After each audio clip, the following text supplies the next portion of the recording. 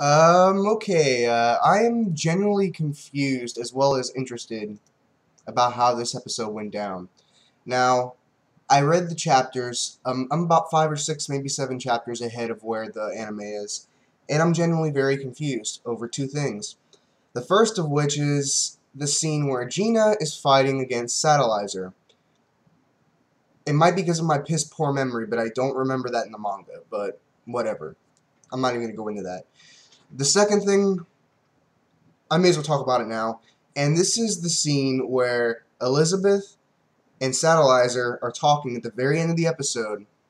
In the manga, Elizabeth asks to basically join forces with her and help her against the Chevalier. And for those of you who don't haven't caught up, I'll explain why in a moment. Basically, in the manga, she declines Elizabeth's offer. I'm sorry, she declines Satellizer's offer. That's pretty much it, and she walks away because of her pride as an upperclassman. Yet in the anime, Satellizer summons her Volt weapon like she's ready to fight, and then Elizabeth summons her Volt weapon like she's ready to fight. And I'm like, wait, this didn't happen. This didn't happen. And then Elizabeth proceeds to completely own Satellizer with 4 laser shots to her wrists and her ankles. Right through. I have no idea the consequences of what this will create next episode. Because they've had tension, but not like this. It's like, holy shit. But let me go ahead and talk about the rest of the episode. Now, of course, we see Gina, and the Mark IV has completely fucked her over and turning her into a borderline Nova. Now, I expected the ending of this fight to be the next episode because of the way the manga played out and it lasted longer. But I'm actually rather glad that they shortened the fight, but they actually made it better because of the animation. I won't lie. So, basically, Gina shows up. Amelia and Rattle, I believe her name was, they have no idea what's going on. They're confused. And Gina is barely lucid. She's able to basically say that the Mark IV was a failure. And then Elizabeth shows up ready to fight. And Gina goes with her little claw thingy. And then Elizabeth basically summons the shield of sorts.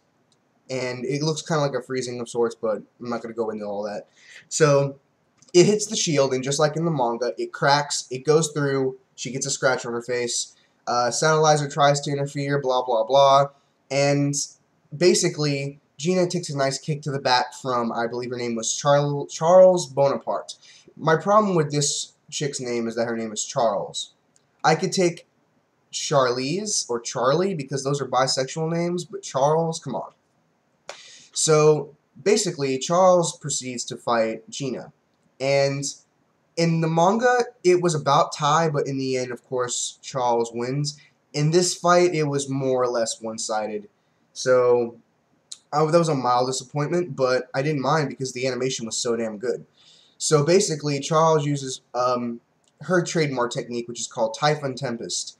What that basically does is it's very similar to an axle, where when you're moving so fast, it looks like there's 2, 3, maybe even 4 of you, only there's like 8 of her. Yet, it's weird, and they almost imply as though they're actual physical solid beings, but that makes no goddamn sense. This isn't Naruto.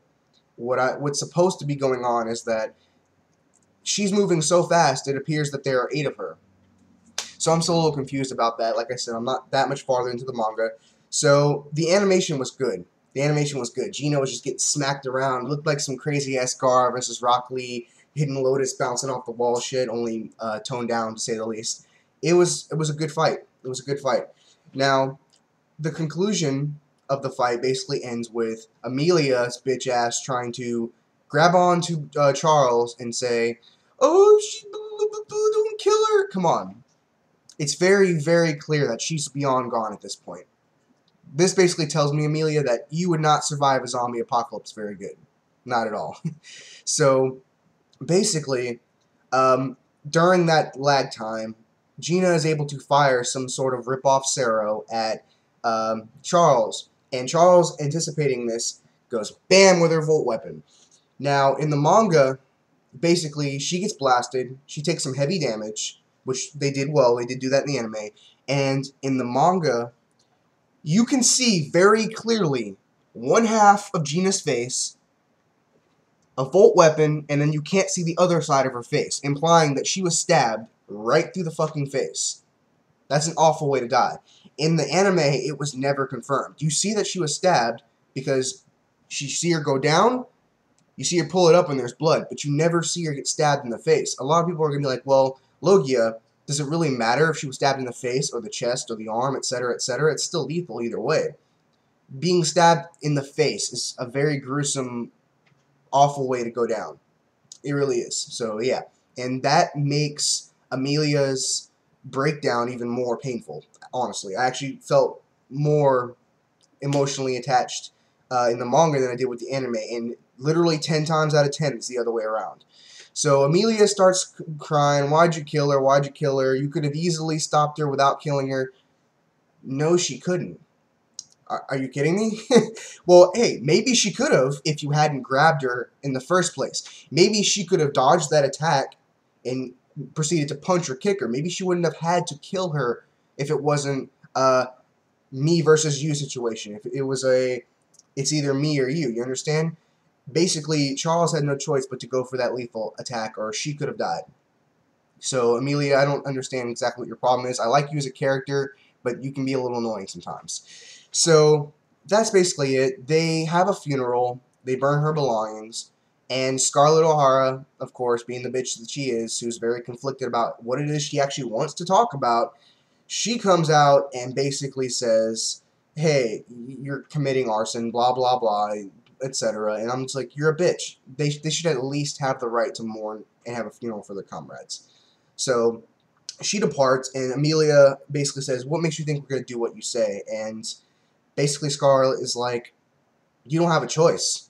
We'll make you obey. And in a sense, they're right. I mean, they signed a contract of sorts, but for those of you who read the manga, we all know that's not going to matter. So basically, we see a scene in the shower with Elizabeth talking to Chiffon, and basically Elizabeth is talking about the idea of rebelling or finding some way to get her family involved, and Chiffon is against the idea. And I like Chiffon, but face facts here. These people are, as much as they want to save humanity, they're using you. They're not doing it the right way. They're gaining zero progress, and they're still killing you. And I'm not caught up on the manga, but I am not going to be surprised at all if these Chevalier companies are actually not interested in humans' survival. It'd be funny if they were part Nova or undercover something, or they just, you know what I mean? It's kind of like the Claymore situation where the organization, they ruin women's lives by blending them with Yoma energy in order to kill these other Yoma to save humans. But they're the ones creating the Yoma. You understand what I'm saying? I would not be surprised if they were the ones creating the Nova. I would not be surprised at all. So basically, it ends, of course, with the scene I told you about before with Elizabeth and Satellizer and blowing 4 holes in her body, which didn't happen in the manga.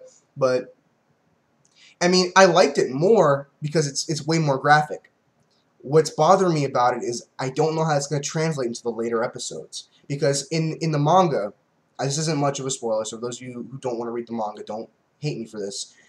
They do ally at some point. They become somewhat of friends. Somewhat.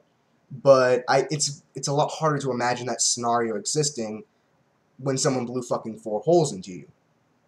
So that's all for my review. I'm considering the possibility of pulling a Jim's Nerd Nation and reviewing Friesen chapters upon reading them. Read a chapter, review a chapter, read a chapter, review a chapter, so on and so forth. And I was thinking about potentially doing that, and maybe even for Hunter x Hunter, because I'm thinking about starting it. I don't want to steal Jim's thunder, but hey, at the very least, I mean, it's not One Piece. So let me know what your thoughts are on that, and of course, of this episode. And next episode, I'm predicting that, and yes, I'm basing this off of my knowledge of the manga, is when we're finally going to start getting the Pandora and the E-Pandora and the whole rebellion situation. So, yeah, I can't wait to see that animated. So that's all for my review. Next week, can't wait, and I'll see you guys next time.